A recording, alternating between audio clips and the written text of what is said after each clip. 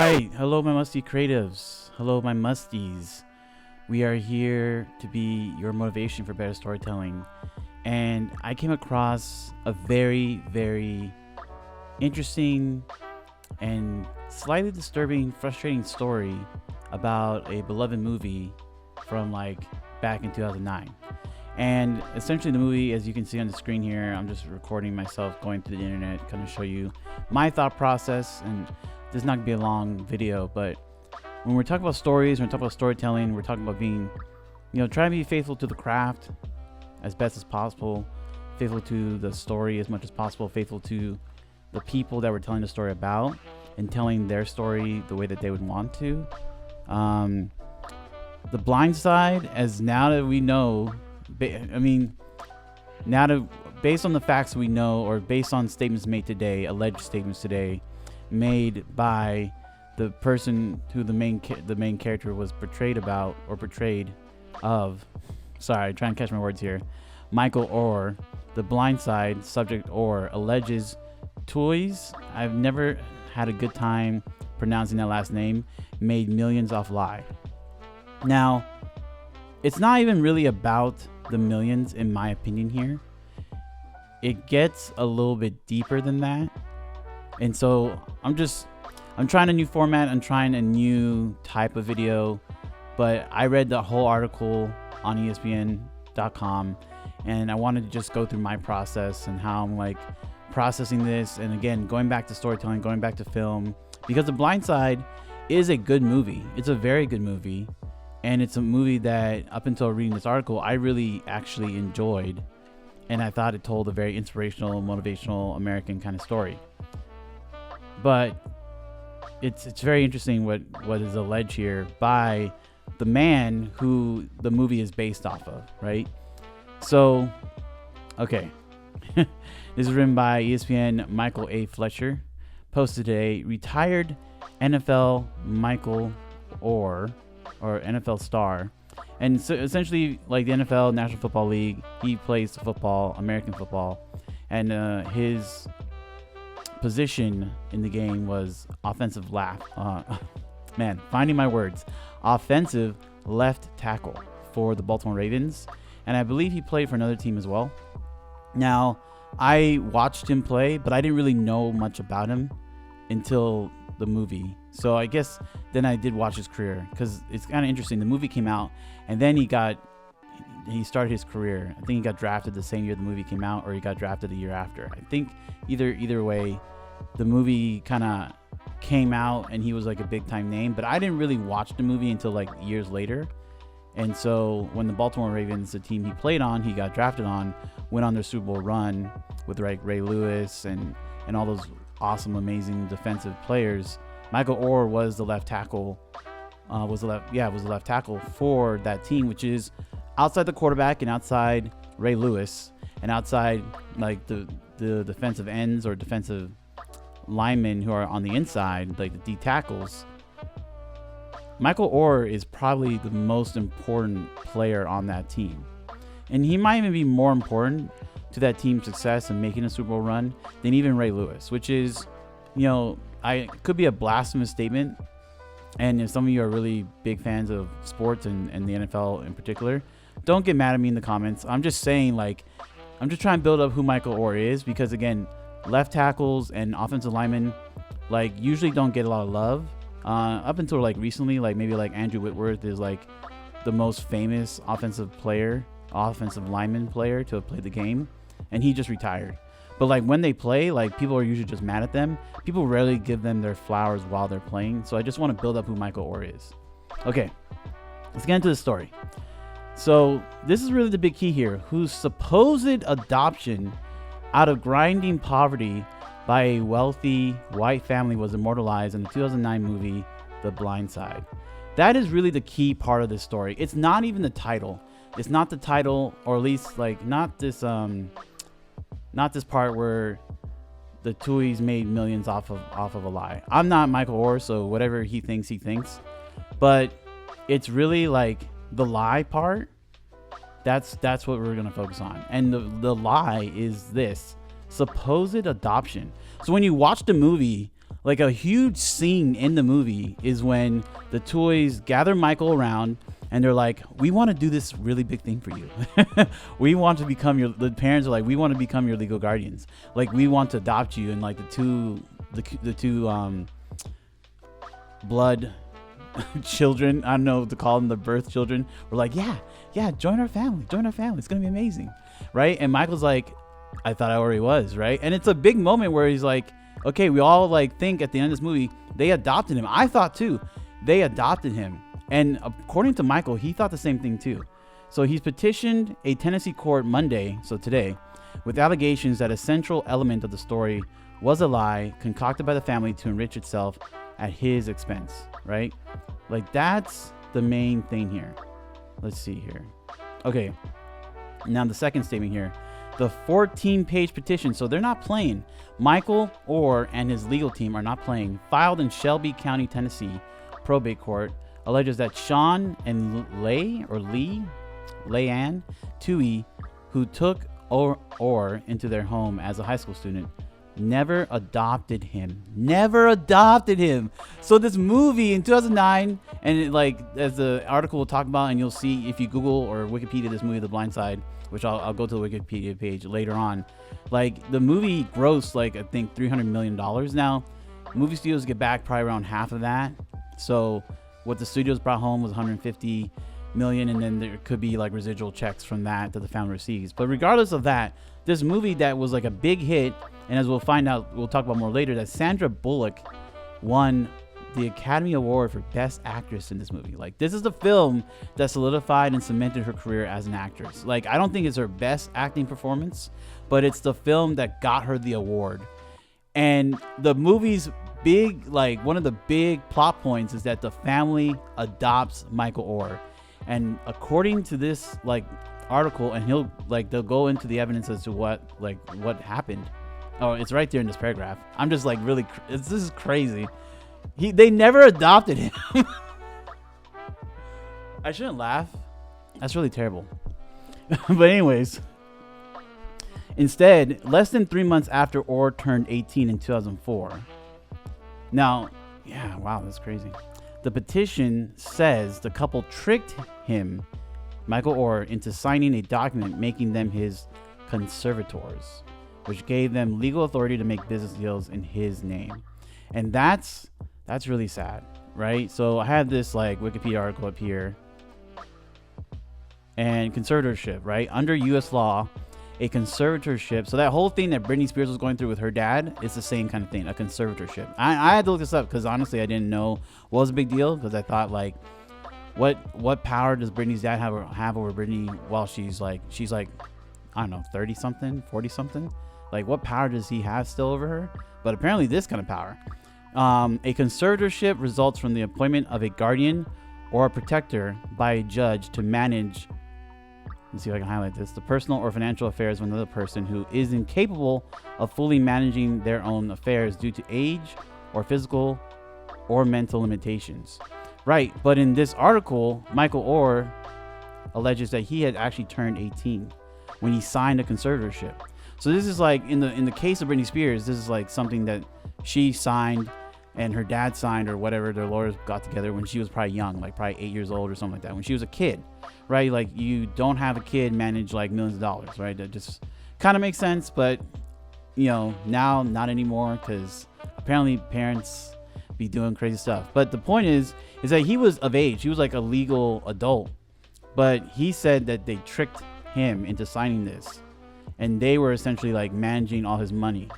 Now, I want to also, like, another part that I thought was interesting about this statement here about what conservatorship is either due to age or physical or mental limitations.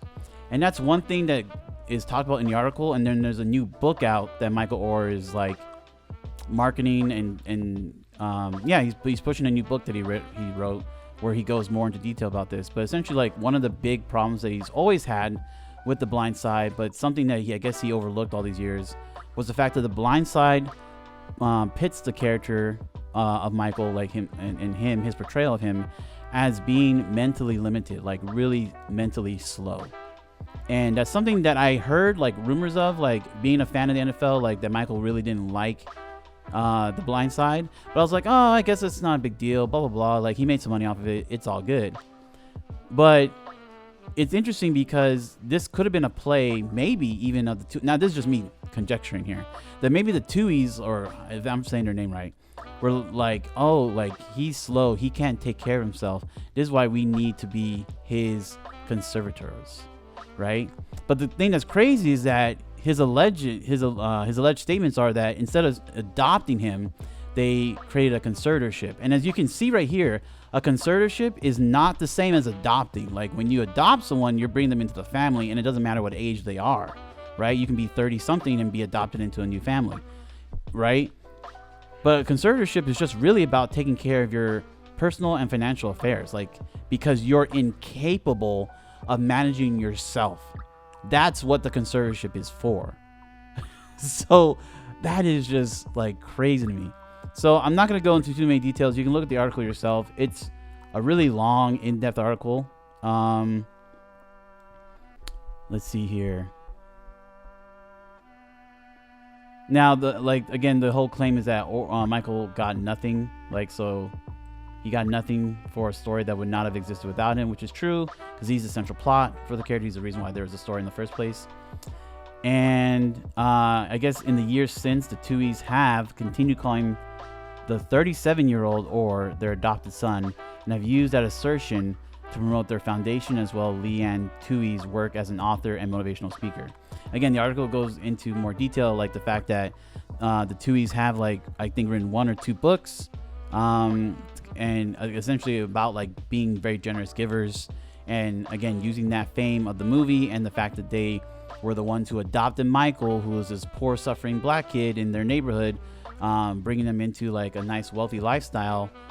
Like, they are these, like, examples in America of, like, what good Christian people do, right? I know, and again, I'm not blasting Christians. I'm just saying, like, it's a point in the movie that they're good Christian people and that they're willing to give of themselves and open up their home to a poor person, which, like, they did. Like, to be fair, they did do that. According to Michael, they weren't the only ones to have done that. And according, I think, to this article in this book, they weren't the only families to have done that. But again, the movie really puts them in this, like, huge pedestal, on top of this pedestal, that they're the only ones who really took care of Michael during the hardest part of his life and helped him get to the point where, you know, he's in the NFL, right? And now that's hard to say if he would have been in the NFL without their help or not. Like, I'm not going to speak on that. I still think they played a major influence in his life and helped him to reach the most pinnacle point of, like, you know, of for a footballer, for American footballer, highest pinnacle to reach in that sport, which is not just to get on an NFL professional team, but get $1 million contracts, and to also, like, make it to the Super Bowl and win a Super Bowl championship, right? You're etched in history for all time as one of the greatest to ever play the game. So I do think there was still a benefit for his involvement with the Tuohys, but the whole thing where they lied about being adopted, or of adopting him, to his face and to the world, and putting it in a movie that made over $300 million, that's really bad. Like, that's storytelling used in the worst in the worst kind of ways. Like, okay, not the worst kind of ways. It's not propaganda like Nazi Germany or something, but it's pretty bad. It's not, like, it's on the scale. Like, it's not as bad as that, but it's pretty bad. So that's why I just want to talk about that. I don't know how many people are going to talk about this. I don't know how much traction it's going to get in the media. It's obviously on ESPN.com, but from a storytelling perspective, like, we have to be careful, right? Like, obviously we're telling stories. We're not telling documentaries. We're not telling truth. We're telling essentially lies when we're storytelling, right? We're telling fiction, and the story is the most important. And The Blind Side is a good movie as far as, like, a good story and making you feel good and inspirational. But when you portray someone out of character, and then you have a big central point of the film be a complete and utter lie, right? Man, that's tough. That's really tough. Let's see here. Is there anything else I wanted to highlight in this article? It's a very, very good article. Well written. Yeah, there's the poster. Sandra Bullock. Based on the extraordinary true story. I mean, it's wild to me. So essentially, Michael Oher is trying to, I guess, he's trying to seek some kind of damages. It's in this article, but I'm not doing very good at showing it. Okay, but real quick here, wanted to talk about, again, like the people who are involved in making this film. Let's see here. So we have The Blind Side, directed by John Lee Hancock. I don't know what else he's done. I guess I could click on it, but it's fine. It stars Quentin Aaron, Sandra Bullock, and Tim McGraw, right? Sandra Bullock, again, got like a huge benefit out of being in this film. That's actually Michael Oher himself right there, right? Like the main benefit is that she obviously made some money, and that's actually Leanne Tuohy, right? Who became like the second secondary character, like the main, like it was a two lead film, right? You have Michael, and then you have Leanne Tuohy, right? And the mother of the Tuohys. And essentially, Sandra Bullock got like, man, she blew up, and she had this big old speech. I remember it like it was yesterday. She got the Academy Award, and then unfortunately for her, like her life kind of fell apart after that. Like essentially that week and the weeks after, like it was found out like that her husband was cheating on her, and they got divorced. So it was like a really crazy year for her. But this movie propelled her to stardom, or to mega stardom, and she also then got like the top award that she could get in her career, which is Best Actress. So it's just crazy. The other thing that people I've seen comments talk about is the idea of like this movie being an example of the white savior cinematic trope, right? So this is the definition right here. In film, the white savior is a cinematic trope in which a white character rescues people of color from their plight, which is essentially what The Blind Side is. The white savior is portrayed as messianic and often learns something about themselves in the process of rescuing. This is also what people talk about with Dune as well, with Paul Atreides. Like he is also like a white savior kind of character. But focusing back on The Blind Side, right? You're kind of okay with the white saviorship of the film. At least I was when I watched it, because like you believe that this story is true. Like it says based on an exceptionally true story, right? It's supposed to be the truth, and like yes, not every like piece of dialogue is true, not every like scene is true, but the basic plot points should be true. The fact that they adopted him and said that they were going to adopt him and bring him into his family, and the fact that if these alleged remarks and statements are true, like again, this is all alleged. I don't want these people to get canceled, the Tuohys. I want Michael Oher to get canceled. I want Sandra Bullock to get canceled. But if these alleged statements are actually found to be true in the court case that happens after this, then that's just a really, how to say this? It's not Sandra Bullock's fault, but the director and writers and producers, I think, they should have done a better job finding out the facts and making sure that, they knew that Michael was actually adopted by the family. And also they could have done a better job like talking to him about his portrayal of himself in the film too. But I do wonder what will happen in the weeks after this, and if like there's a big old trial about it and like there's a lot of media attention, if we'll get any response from Sandra Bullock. Like maybe she's already responded about this and I don't know.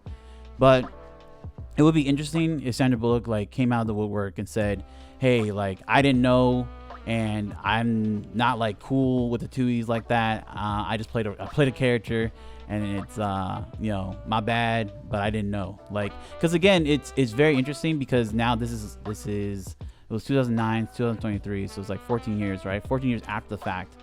Like your character that you play, that you won this huge award on and it made lots of money, and it's a beloved movie, now come out that the character you play was actually like pretty bad. Like I don't know how people feel about that as actors or writers or producers, directors, because again, I haven't done anything like that yet. So I hopefully never have to go through anything like that. But that's all I wanted to talk about. Like it's very interesting. Conservatorship in America is very interesting. The Blind Side is a very interesting film. Again, one that I enjoyed and I loved and thought was amazing when I watched it. Very inspirational story. But apparently it's all based on not just storytelling lies, but a real lie. And so I hope it all gets resolved. And that's all I want to talk about. Let me know what you think about Michael Oher and his situation, The Blind Side, Sandra Bullock, the Tuohys. And if I shouldn't talk about this stuff, let me know too. I just wanted to talk about it because I just got to get off my chest. But anyways, stay musty, my friends. Take care.